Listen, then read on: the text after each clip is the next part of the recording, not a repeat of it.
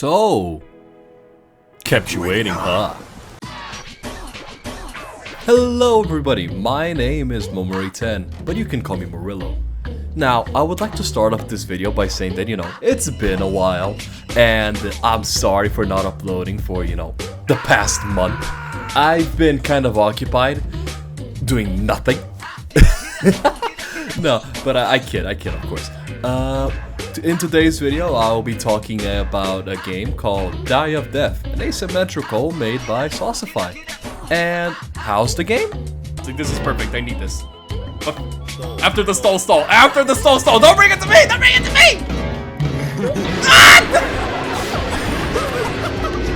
I guess you could say it's pretty good.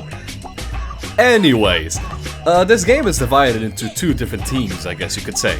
The civilians and the killers. Now, the civilians are in charge of, surviving the match, while the killers, I guess you can know what they do. As of making this video, there are currently 11 abilities that civilians can have, and there are currently 5 killers that you can play as. Because I feel like it, I would like to start by talking about the civilian abilities, starting off with Adrenaline. Adrenaline is a very simple ability, which is just a speed boost. Right, speed boost that lasts for a few seconds, and after those few seconds pass, you stand still for another couple of seconds, and that's basically it. Although, here's a few things to keep in mind. When you use Adrenaline, you'll be highlighted to all your teammates, so it's a good way to signalize where the killer is if you so need to. I don't see much use for that, but it's still there. And here's something to keep aware of. When Adrenaline ends, you won't be able to regen stamina for a bit. So, always keep an eye out for that. Up next, we have Banana Peel. As the name suggests, you throw a banana peel on the floor, which either you, the player, or the killer can slip on it. Note that other players, other civilians, cannot slip on that banana peel. Now, I really like Banana Peel as it could be a very nice way to, restrict the killer's movement unless they want to be stuck in this place for like a little bit. Yeah, sure, you slip and fall and stay on the floor for like 2 seconds or something like that. I'm not pretty sure, I haven't counted, but I like that a lot. And I especially like Banana Peel because of its LMS with Artful. I will get to that later. After Banana, we have one of my other favorites, known as Block. Block's idea is very simple. You block with a short window of opportunity here to block your attacks. If you block successfully, congrats! You don't take any damage, you heal 10 HP, and you get a small speed boost if I remember correctly. However, if you don't, you are just a sitting duck there, just easily being able to take like 20, 40, or even 60 damage just for free. That's the best way I can describe it. After Block, we have the Looper's worst nightmare, Bonus Pad. Now, Bonus Pad's premise is very simple. You stay still for a couple of seconds, hammer onto the floor, and once those couple of seconds have passed, you will spawn a Bonus Pad that has like a grayish rim with a blue glowing inside. Now, you and the other survivors can use that Bonus Pad to gain a temporary speed boost. That is amazing for you to loop killers. Now, here's a couple of things to keep in mind, however. As a bonus pad, you have 10 less max HP than usual. So instead of having 100 HP, you would have 90. And also, while constructing the bonus pad, you are vulnerable. You cannot cancel it, you cannot move, and if the killer hits you while you are building the bonus pad simply will not be done constructing, at least from my experience. And finally, building and using the bonus pad does create a lot of noise for Harkin, so keep an eye out for that and manage accordingly. But I'll get to Harkin in a minute. Up next, we have Caretaker.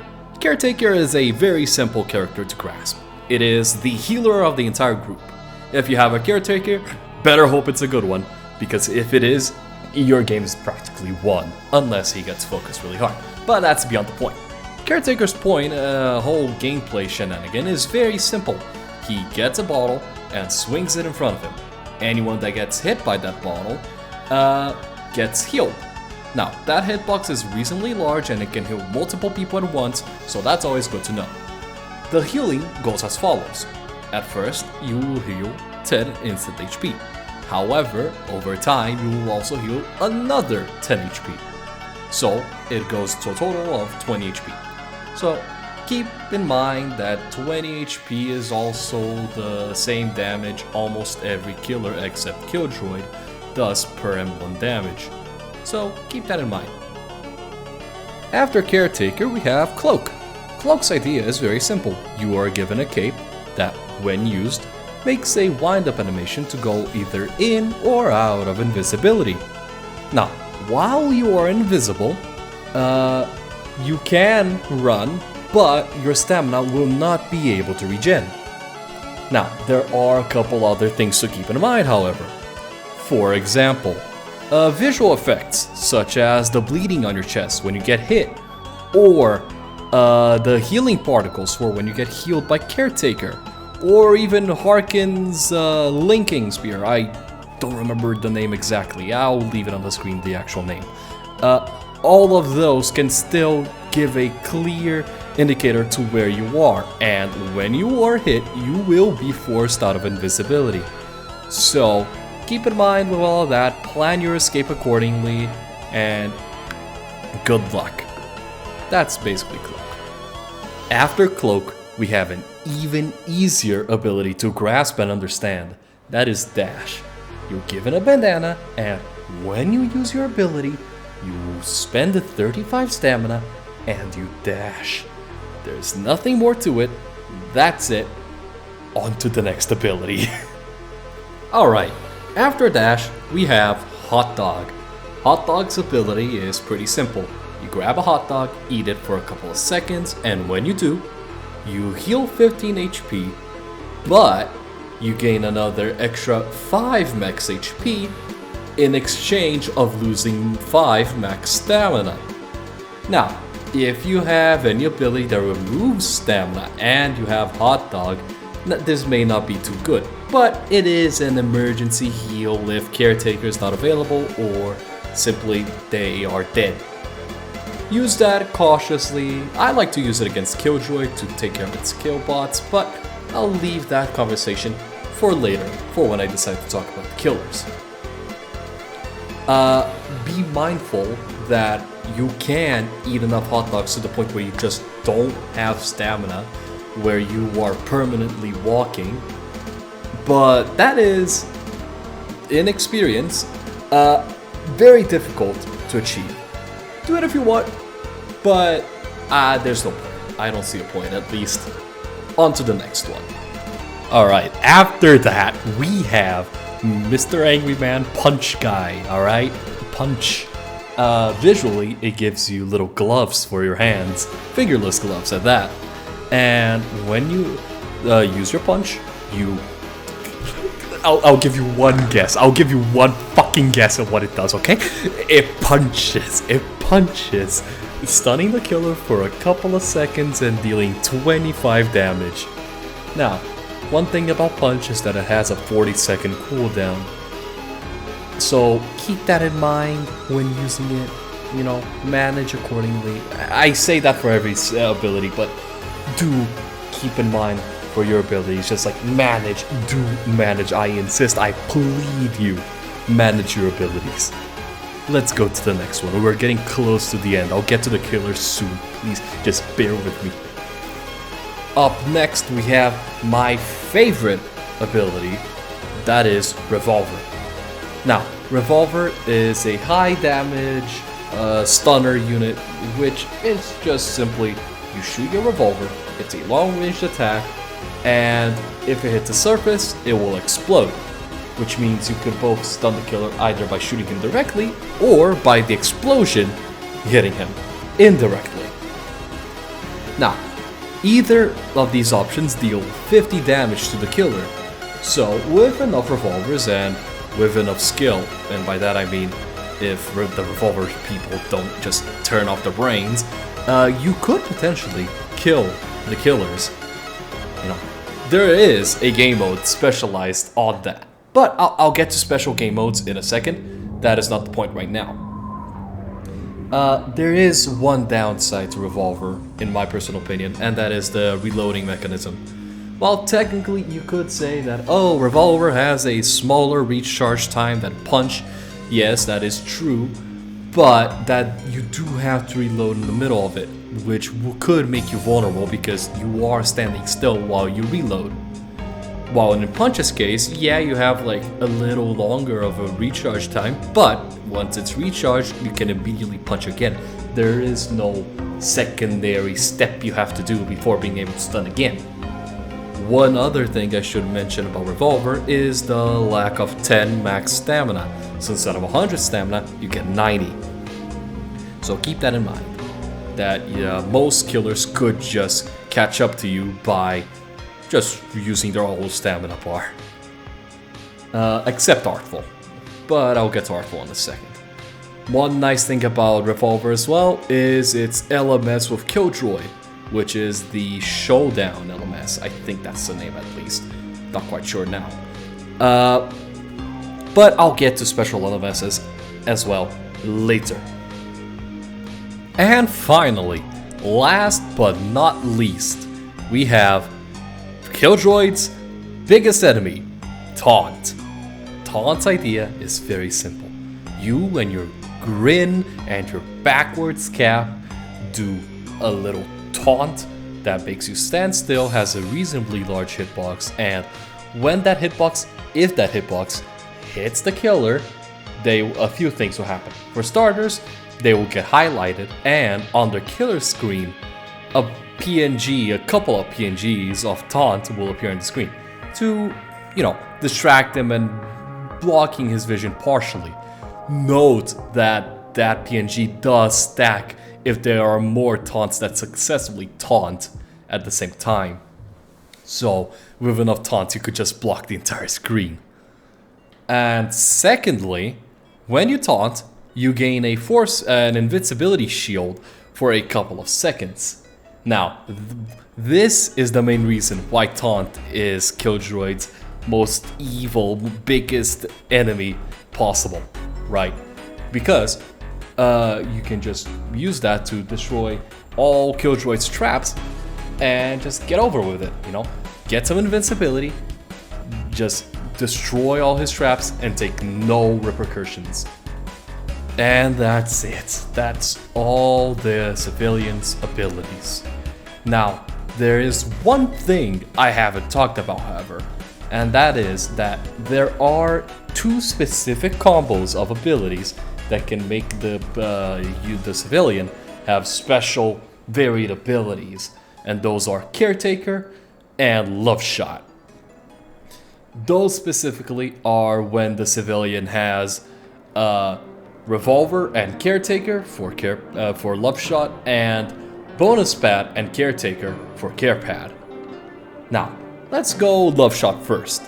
Love Shot is pretty simple, right? You get all the health debuffs and all the stamina debuffs as you would individually with those abilities, but now your Revolver, besides doing the normal 50 damage, it also heals its user if you hit the shot. It heals you by 15 health, if I'm not mistaken. That is awesome, especially on the Showdown LMS with Killjoy. As for Care Pad, that is any killer's biggest enemy. While yes, Care Pad is very weak because of all his HP debuffs, Care Pad has only like 65 health, if I'm not mistaken. His Care Pad's whole ability is that it substitutes its speed buff bonus pad for a healing pad that heals 2 HP every second or so. So that means if the killer ignores that pad, a civilian could very easily regen to almost full during the span of a pad's lifetime. So keep an eye out for Care Pads, and if there's like 2 or more Care Pads, it's a very hard win, I'm gonna be real with you. And that is it. We are finally done with the civilians. Now, let's get to the killers. The killers for now are as follows. We have the Pursuer, Badware, Artful, Harkin, and Killtroid. I will start in their respective order by first talking about Pursuer. Fresh meat. Pursuer. He is the default killer given to all players when they start playing the game. Now, Pursuer is a very simple character to grasp. It is a melee-only character with 4 different abilities, if you count the mouse one. The mouse one is a very simple attack with 1 second cooldown and dealing 20 damage a hit. Pretty standard, almost every killer has that. Moving on. We also have Cleave. Cleave is another ability where Pursuer can just grab the sword that he has on his back, lunge forwards and hit the civilian for 20 damage and another 10 bleeding damage that goes over time, totaling up to 30 damage. Its cooldown is a lot longer than the standard M1 hit, and another thing to notice is that when you use Cleave, after you hit or miss in fact, you will be slowed down a lot while you sheath your sword. So, in my personal opinion, I like to use Cleave for one of 2 options. Either A, I want to hit a civilian that I might get to hit when I'm about to lose all my stamina, or B, I can use Cleave as a finisher, because I can very quickly use Mouse 1 and then Cleave, getting a quick 40 damage straight off the bat. So that is especially useful if someone whiffs their punch or their revolver or their block. It is a very good move to punish people. Next, we have Howl. Howl is a... Oh my god. As I was saying, Howl is an ability that Pursuer can use as a support, I guess you could say. It doesn't have any offensive abilities, but what it does simply is it does a great speed debuff for all civilians in a 100 stud range, be it behind walls, be it anywhere, as long as it's inside that 100 stud range. I personally like to use Howl when I'm running low on stamina, just as I'm about to hit 0, so I have time to regen my stamina while they cannot get too far away from me. And last but not least, Pursuer has an ability called Stalk. Stalk is his ability that makes him invisible. While this could be used as a means to sneak up on the civilians, I like to use it as a way to both know where they are, because when you use Stalk, every civilian in the map becomes highlighted to you. But not only that, you also get a giant speed buff while invisible.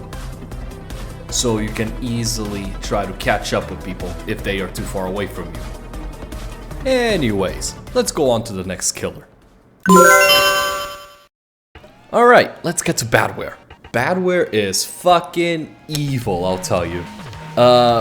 There's no in between. There could be like a very good Badware that will just blitz your whole team in 2 minutes, or there will be a Badware that will just get bullied to high hell. There's no in between. From what I've seen, that's it. Alright? But let's just get to its abilities. For its basics, we have the M1 swing. It's a simple 20 damage swing, 1 second cooldown, you get the gist. Its main gimmick, however, it's firewall bypass, where Badware places down a computer in front of him, and this computer has an AoE speed boost. So, what I mean by that, it means that when you are in range with the computer, you get a nice speed boost that can be stacked with other nearby computers.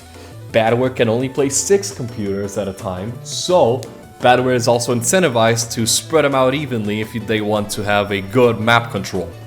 So computers can be hacked by civilians though, so Badware has also an incentive to just keep an eye out for computers, or they can be incentivized to ambush using Rift, but I'll get to Rift in a second. Badware has a second ability called Bolt. Bolt is its basic charge ability, where Badware will stand still for a couple of seconds, make a loud noise, and then charge in the direction the camera is facing. Note that the camera has to be shift locked if you want to steer the charge. The charge will go on for like a couple of seconds, like 3 or 4 maybe. And then, if it hits, amazing. The player will get launched, the badware will also be ragdolled, and that's it. If it misses, badware will stand still for another couple of seconds because of end lag. Now, this damage that bolt does, very good English on my end by the way, the damage can be stacked with how many computers there are. So, for example, per computer, the damage adds up by 5. So if you have 6 computers, which is the limit, you would deal 40 damage. So, you know, you could use that in LMS if you have a lot of computers placed down. That could be a very easy kill for you. And finally, we have badware's last ability, Rift. Rift is a simple ability where badware can teleport to one of its computers in exchange of destroying it. Now, why would badware do this? I would like to propose you the following imaginary scenario.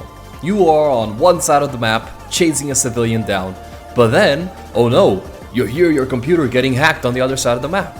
Now you have 2 options, try to finish killing this civilian or ambush the other ones. If you choose to ambush the other ones, that's where Rift comes in. You can teleport to the civilians, and if they're nearby the computer when it gets destroyed by your teleport, it will cause bleeding for them. You know, a free 10 damage. And you get a massive speed boost if you Rift. So you could chase those down and see if you could kill them instead. So yeah, you could plan to be an ambush killer. I like that a lot. But that's basically it. Rift has to be planned, however. If you don't have many computers, I wouldn't recommend using Rift. But if you do, go wild. You have the speed boost to stack up on top of that Rift speed boost. You know, I think it's amazing. But that's it for badware. Let's go on to the next killer.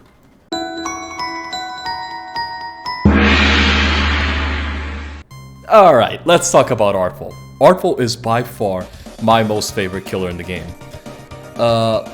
Now, and since there's not much time left for me to talk here, I know I determined the speed of the video, but it's going on for 22 minutes and a half right now. So let's just go on, alright? Let's be as fast as we can because I don't want this to last more than half an hour. Let's start with its M1 swing. It's pretty standard, 20 damage, 1 second cooldown. Next up, we have Implement. With Implement, Artful places down a temporary wall that blocks civilians' paths, except for himself. This wall can be walked through by civilians who are invisible, those being cloaked civilians. Note also that the wall has health and has a decay, I guess you could say. This health can be reduced with either punches or revolvers, and just by natural time. That being, the wall can, after like a couple of minutes, the wall will destroy itself. Next up, we have Copyright. Copyright is a music box that Artful can place down, slowing the civilians by quite a bit.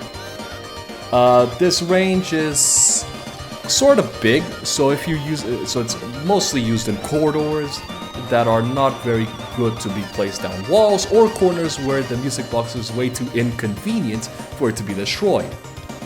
I say this because Copyright, the music box itself, can be destroyed by revolver or punches, but it does not decay over time.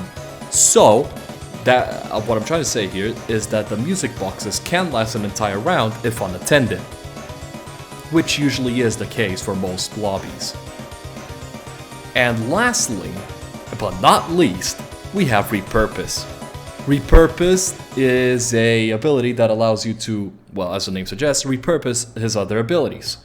When using Repurpose on Implements, Artful will collect the wall and use it as a projectile, dealing 15 damage to a civilian. If the civilian is far away enough, the civilian will ragdoll. If Artful repurposes a music box, he will then spawn the music box above his head, giving him a speed boost for a few seconds. And lastly, if Artful uses Repurpose on a civilian, he can repurpose that into a puppet. This puppet will chase the nearest civilian down, and have a health pool similar to that of the wall. Actually no, like half of that of the wall.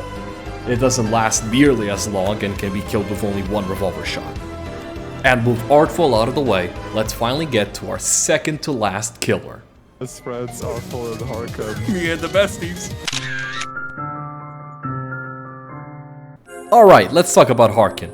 Harkin is by far the most unique killer in the game, being based around the whole noise meter. This noise meter is gradually filled by anything that generates noise, those being revolver shots, banana peels, blocks, basically almost anything except movement. Once a civilian generates noise, they are highlighted for the Harkin for a brief moment. And once that noise bar is filled up, Harkin becomes enraged, dealing more damage, being faster, in exchange for having less stamina. Now, let's talk about her abilities. For her mouse 1, she does the basic swing, dealing 20 damage, 1 second of cooldown. However, once she is enraged, instead of 20, she deals 25 damage. For her second ability, Agitation, Harkin briefly stands still and launches a couple of light pillars, I guess you could say. These light pillars deal 15 damage and launches the user up into the air, highlighting them and generating noise upon use.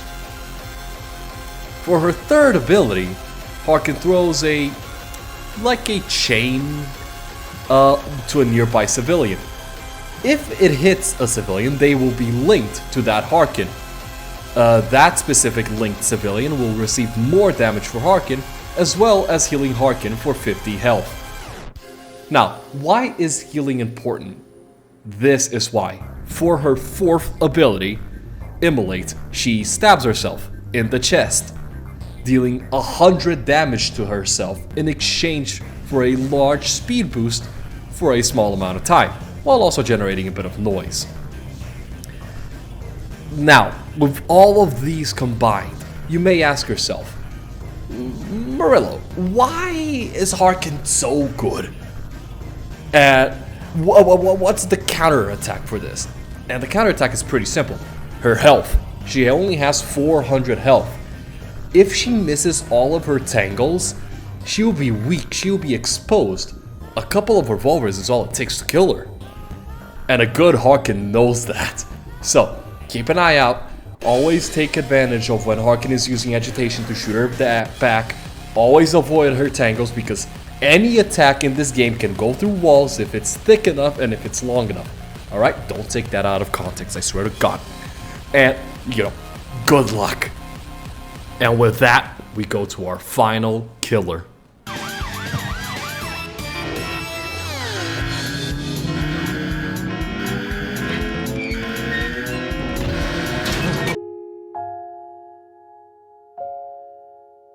Alright, let's talk about Killjoy. We are almost there, I promise you, so I'll go take care of this quickly.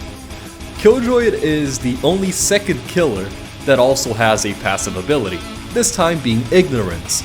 Ignorance is very simple. In all maps, there is some sort of invisible wall. Killjoy's passive ability simply ignores those, allowing him to freely go through any invisible walls the map offers, that being in a good or a bad way. I say this because there are some maps where he can just fall off and take like 100, 200 damage because of him falling to the void. That is especially seen on TEAPOT Paradise and the Temple. But that's beyond the point. Let's talk about his abilities. His mouse ability is finally the only mouse one that isn't a swing. It is in fact a shot. He shoots a rocket in a straight line, dealing an AoE explosion that deals 25 damage to any civilian that might get caught in the explosion. Which is very nice, but very easy to bait and dodge. Now, for his second ability, Flight, Killjoy stands still for a second and then goes up into the air. While in the air, all his rockets home in to the nearest enemy, also going in a straight line, so just aim at the nearest target. I like personally to use Flight when I need to get a little shortcut or if I want to catch someone in a corner, but most of the times I think Flight does leave me a lot more vulnerable than normal. Also the fact that flight missiles are easier to dodge, in my opinion. Since, you can't really predict a dodge while in flight since the rockets automatically target for you. Next up, we have Deploy. Deploy is simply a mine you can place down. This mine will be there indefinitely, and if a civilian is nearby, the mine will blink 4 times before exploding, dealing also 25 damage. You can only have 3 of these mines at a time, and if you spawn another one, the oldest one will explode on its own. Last but not least, we have Detonate. Detonate is an ability that just lets Killjoy explode himself. This makes him stand in place for a second, makes him beep very loudly, allows him to have a faster running speed, but not allowing him to regen stamina. If he explodes nearby a civilian, they will take 30 damage and be ragdolled. If they are at a medium range, they will not take any damage, however, they will be slowed down. And if they are far away enough, nothing happens. I guess you could guess that. Once the explosion happens, Killjoy does lose 125 health, so Detonate most of the time is not recommended at all. Unless, I don't know, you want to get some style points in an LMS, and you know the civilian can't do anything? Shoot, I guess. Go wild. And with that, we are done talking about the killers. Finally! This has been like half the video, I know, but we're not done yet. There's like 2 more things I want to talk about. LMSs and special game modes. For the LMSs, imagine the following situation. You killed every single civilian, almost every single civilian. There's 1 more left. What happens? Usually nothing. It's just the civilian stays the same, you just gotta kill him. However, there are 2 special situations, 2 special LMSs. One, if you're Artful and the last survivor is a banana user, and when you are Killjoy and the last user is a revolver user. Those would activate special LMSs, Showdown and Showtime. I don't know if Showdown is the right name for the Killjoy one. Let's start with Showtime actually, since that's my preferred one. Alright, Showtime is a pretty simple idea, right? It's Banana Man versus Artful. This is usually a fight to the death. Either Artful dies or Banana dies. Why? Because it's very simple. If Banana is left for last, Banana is able to spam his banana attacks with a cooldown of like half a second or something, allowing him to just spam the area of bananas. But here's the thing, instead of Artful slipping and falling on these bananas, he instead takes damage and knockback, 20 damage to be exact. So, we have a Banana who can spam bananas, throw you away and deal damage to you, and Artful who does his normal damage and has his normal attacks. Usually, as Artful, I recommend you not to leave Banana for last, and instead leave someone else, just so you don't have to go through that struggle. Usually it's not too hard, however, if you're lacking in HP before the LMS, and you have a good banana player, I'm gonna be real with you, you're usually screwed. Showdown LMS is not too much different here in this sense. In Showdown, you have a Killjoy against a Revolver player. The Revolver player now doesn't have to reload his gun anymore. I'm pretty sure the cooldown time is the same, except without the reload. So it's just, you can just straight up shoot at every single time. Here's the thing though. Stuns are still there, but the revolver shots now, instead of dealing 50 damage, it deals 125 if I'm not mistaken. Killjoy doesn't change much either. His rockets only go faster this time, so his projectile speed is increased by a lot. Same goes for Revolver though. Alright, and that is it for the special LMSs. Now there's only one thing left, and that is special rounds. Now bear with me, we are almost at the end of the video. Please stay with me for a little longer. I won't take much longer than this. Look, I'll even say it as fast as I can. Every single special round description can be said like very quickly. Watch me do it now, starting off with Double Trouble is a simple game mode. There will be 2 killers, but all their attacks damage are halved. So instead of 20 damage, you would deal 10 damage.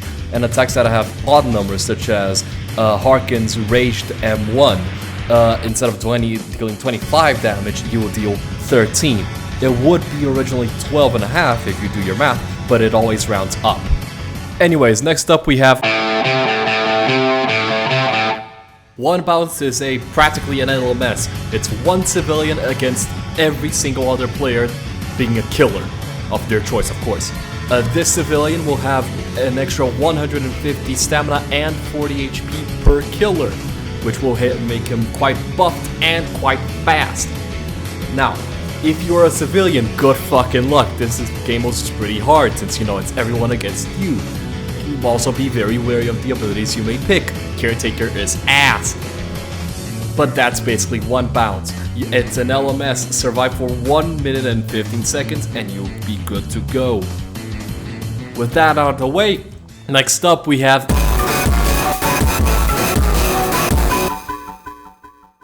Evil Scary is the regular game mode, except with the addition of Evil Scary. Evil Scary is a black round ball that will chase the nearest player, be that a civilian or a killer. He slowly teleports little by little until he makes a sound cue where he makes 6 consecutive quick teleports, although still small. If Evil Scary touches a player, it will deal 100 damage to him, while if it hits a killer, it deals like a fifth of his health if I'm not mistaken. Evil Scary can be good for either civilians or killers, however, it's more in the killer's favor. Civilians can escape Evil Scary by using the cloak to avoid his targeting. Although if the civilian touches Evil Scary while invisible, they will still get killed, even if they are not being targeted. Stalk does not work in this case. Just a reminder. Anyways, after this we have...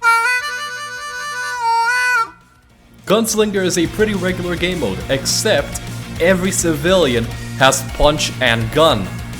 Every single attack they do has their damage doubled in exchange for not being able to stun. However, if they hit you, you are unable to attack or do any abilities for like a second. So keep an eye out, and if you're Harkin or Artful, may someone have mercy on your soul. And after this, finally, we have...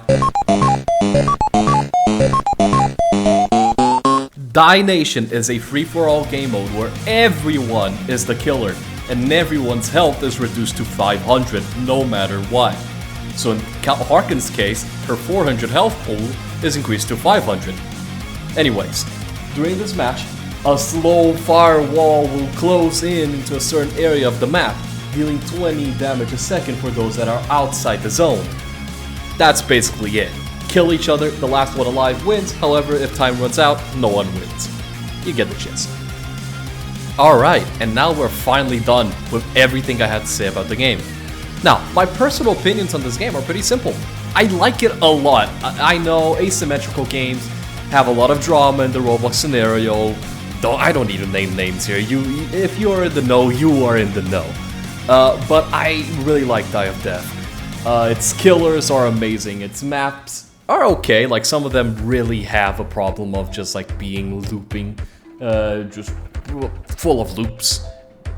Glass houses, for example. Jesus Christ, that map sucks. But here are my opinions. My favorite killer, Artful, of course. I love his trapping mechanics. His music as well is awesome. Masterpiece of the riches. Amazing, like mwah, like kisses. I said kisses to that song in particular. Favorite survivor ability. I think Love Shot. Love Shot is a great combo, like being able to heal your teammates but also heal yourself by using gunshots. That's awesome. Awesome. And this is basically it for the video. I would like to thank especially my friends Plooney and the Russo for helping me record the killer's abilities. And I will be seeing you all next time. Actually, no, hold on. Before we fade to black, I'm doing this just to piss my friend Dar off. Like and subscribe, and I'll see you all in the next video. Bye bye. No, but in all seriousness, thank you all for watching my video. I'll see you all next time. Have a good one. Goodbye.